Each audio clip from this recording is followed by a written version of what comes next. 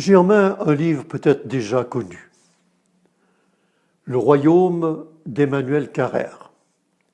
Ce livre a été publié il y a 2 ans déjà. Je pense qu'on n'en a pas suffisamment parlé, parce que c'est un livre qui m'a beaucoup interpellé. Emmanuel Carrère, le fils de Carrère d'Ancos, membre de l'Académie française, est bien connu comme écrivain.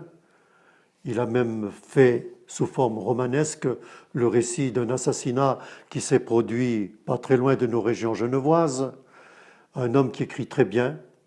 Et ce livre-là est à la fois, se veut être un roman historique où il veut revivre le christianisme des origines, à partir surtout de Paul, qu'il décrit à travers les actes des apôtres, tels qu'il les comprend et tels qu'il les lit, et surtout à travers le personnage de Luc, le compagnon de Paul.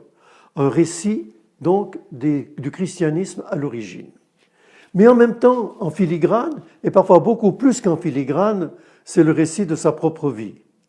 Donc, il y a comme 2 reflets qui interviennent.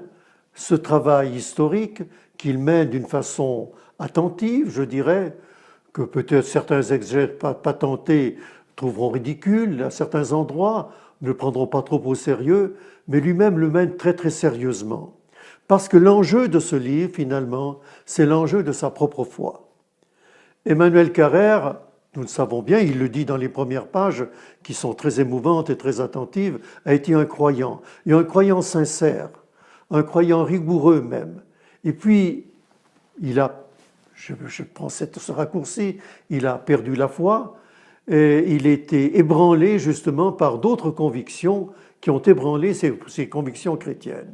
Et ce livre est comme une espèce de recherche de ses premières convictions, mais cette fois pour les assurer d'une façon beaucoup plus fidèle.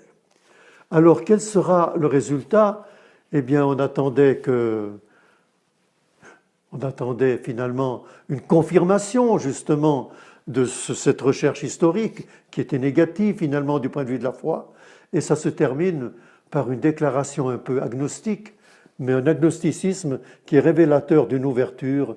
Eh bien, qu'est-ce qu'il en est finalement? Je n'en sais rien.